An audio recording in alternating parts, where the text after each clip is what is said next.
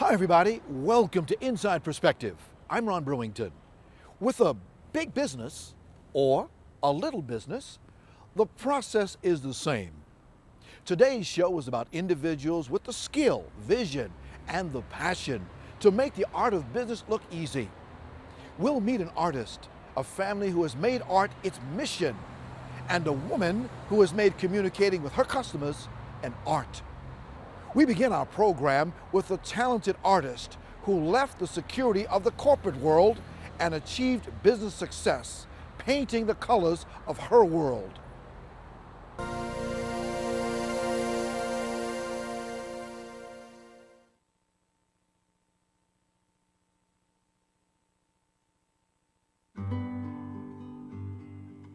I love my art. I love doing art, and it's something that I breathe and live. It's 24 hours for me.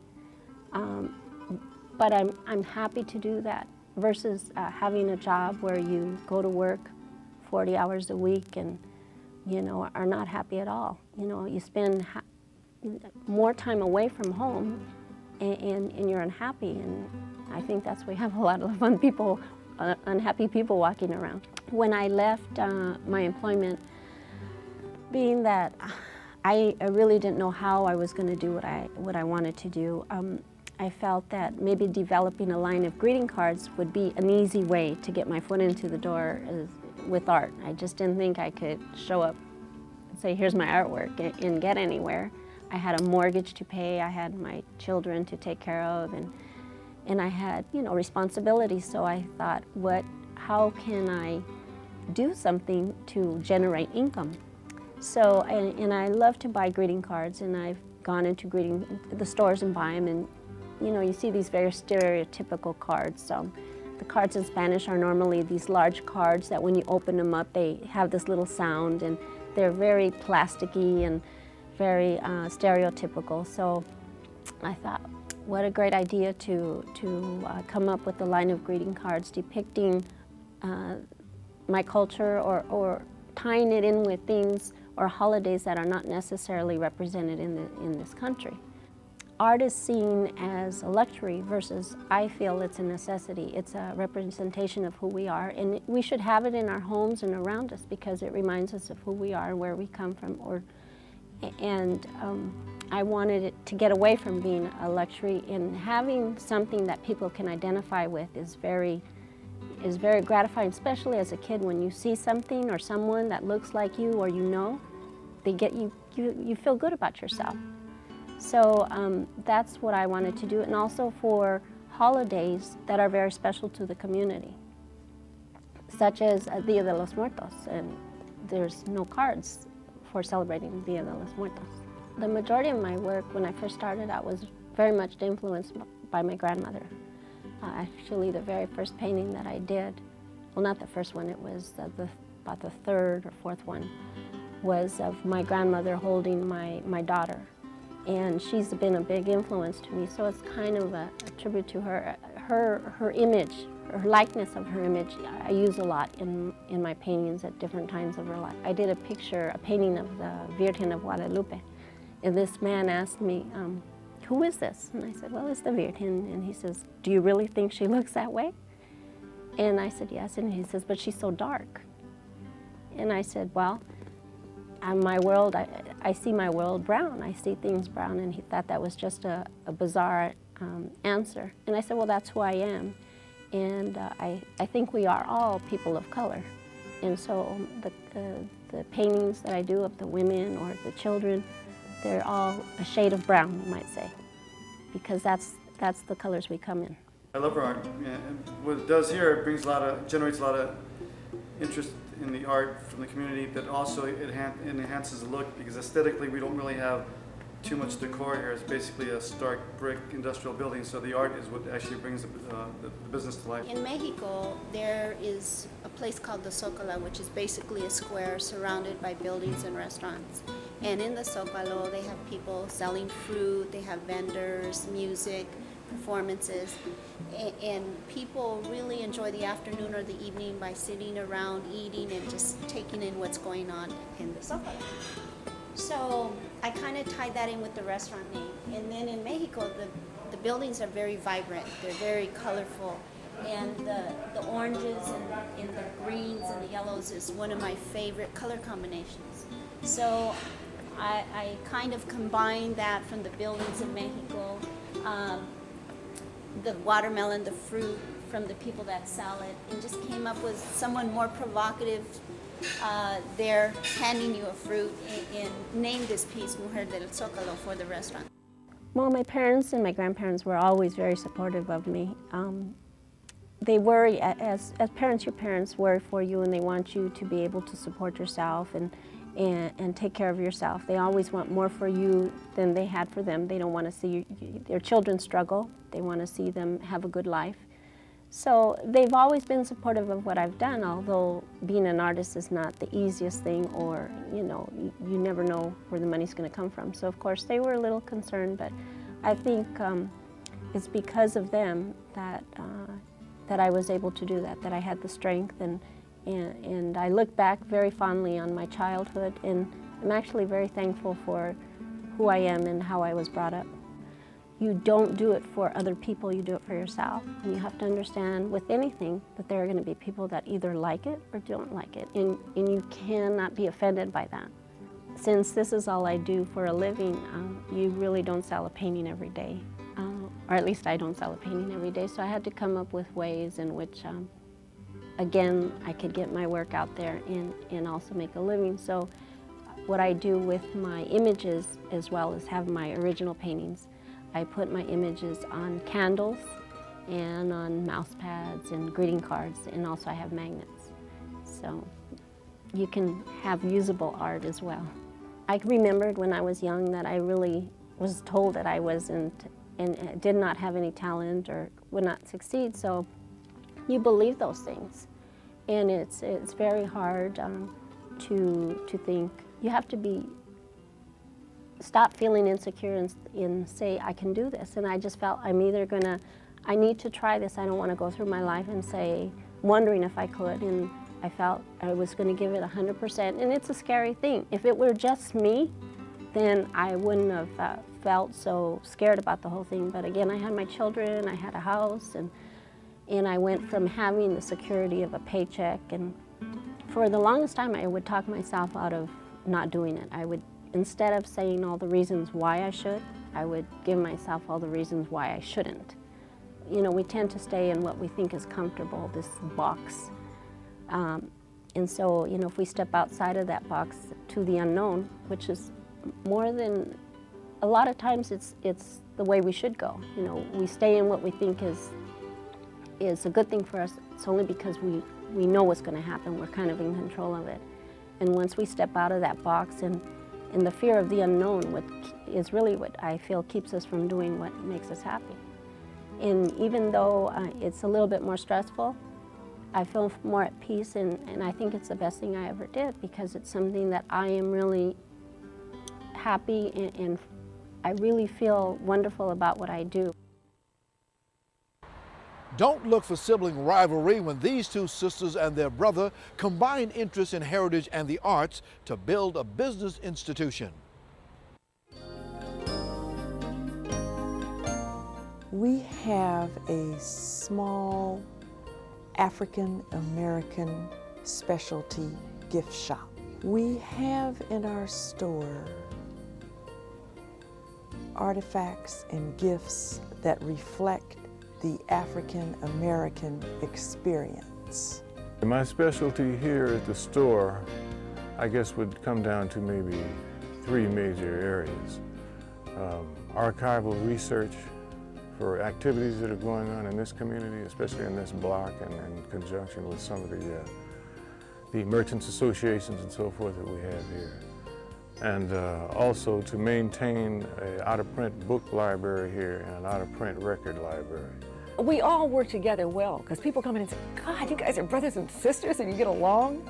Basically, we get along. I mean, we'll have our differences, but basically we get along and we trade off of ideas. My brother has his input, my sister has her input, I have my input. My brother loves the albums and truly loves the music and the literature, and he loves to talk to people about poetry and what books he puts on the inside cover, essential, with an exclamation. I mean, you have to read this book. We have an enormous book collection that was started by my dad back in the 30s in San Diego. So we've also shown the book collections and exhibitions here at the California Afro-American Museum and other places. I have focused primarily on the greeting card industry. And there, initially when we first came in about 10 years ago, people really weren't focused on the importance of seeing your own image and sending a card. And at first we would buy in quantities of 6. Then we buy in quantities of a half dozen. Now we have to buy in quantities of 18 per style, 18 per design. I was a dental hygienist for 30 years, okay, and I got carpal tunnel syndrome. And I couldn't do that anymore, the dental hygiene. So I went to a therapist. I said, you know, who am I, where am I going? And he said, you know, do what you want to do. And I thought that was very unusual. I said, do what I want to do. I said, I like jewelry, I like beads. Maybe I'll open up a bead shop. And so I talked to my sister and her brother, and my sister said, I like cards. My brother, I know, likes books and records. And I collect black memorabilia and African sculpture, things like that. So I said, well, let's all go in together and open up a store. I am an African American woman. I have always identified myself as a black woman. Even as a very young person, we identified as being black, so that our identity never was really confused. I decided that I would go to Fisk University. And when I went to Fisk University, I knew that I had found my pulse and my identity. And I feel this sense of beauty and power of being a black woman. And I want to share that. I think it was a logical extension from what I had been doing even while I was working with LA County for 34 years in the various employment programs and Housing and Community Development Act programs, helping the community, working in the community by doing exhibitions of black archival material. We had come from a family in San Diego that was a collecting archival family. My dad collected black, first editions of black fiction, first editions of African American slave narratives. And these items were always around the house, and it is carried through to this establishment here, Zambezi Bazaar. And that's primarily my focus here now, to work with archival material and to do historical research and exhibitions. So that in a nutshell is basically sort of my path to here. A love of the community. Without that love of the community, and if we had a store in a little isolated place, it wouldn't be the same. This is more than that, okay? Che always said, what has he said? Let me say that the true revolutionary is guided by great feelings of love. Sometimes the love drops, and you say, God, gee, did they do that? You know, so you have to keep going anyway. You know, the whole thing is endurance, overcoming hurdles like that. Very simple. We're constantly searching for materials all across the country. We have places that we stop in, and whenever we travel somewhere like New York or the Bay Area or somewhere, we have places that we go to collect archival material. And then we have customers who come in who look for things for us, and when they find things, they come in and we negotiate if we need it, if we want it. We can use it in our exhibitions or sell it here, then we'll do that. But there wasn't really a strong tradition of just opening up a place and that sort of thing, getting the rent together and just doing your own thing. The African American tradition was working for somebody else. And they used to lynch you if you'd open a grocery store, you know, so I guess I was part of that tradition of not thinking necessarily that I could do something like that. because I would have loved to have done that a long time ago, but my level of consciousness just wasn't there. The new generation, they're doing things like that, but then it was, who am I, 60s. We would expand our space because we have outgrown the small space that we have, and we would like to expand the space to meet the demand that the African American community has. I hope the shop will continue. I hope this whole neighborhood, we see ourselves not just as an isolated store, but as a community. And that, I guess, it relates to ourselves. We want the best for ourselves as African American people because we're great people, but we have to continue to strive to be excellent and not take second best in anything.